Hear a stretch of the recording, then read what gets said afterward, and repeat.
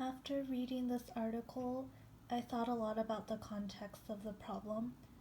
Since the problem was asking students to imagine that they're at Yellowstone National Park and miss the most recent eruption of Old Faithful Geyser, I was wondering what happened if students never visited a national park before or know what a geyser is.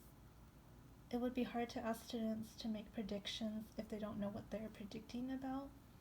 So I was wondering if teachers would show pictures of Yellowstone National Park and give a definition for geysers before asking students to imagine the scenario. I also thought it was interesting that some students use the mean or median first, which is measures of central tendency. I agree with the article that concentrating only on these measures of central tendency ignores variation.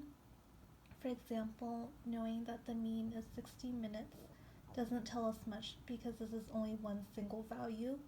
With variation, we are able to say that it might erupt between 60 to 90 minutes. I also found it important that students weren't told which graph to draw. They were just asked to represent data using a graph. Because they were given options, students can consider which graph to use and what type of information they want to convey through their graphs.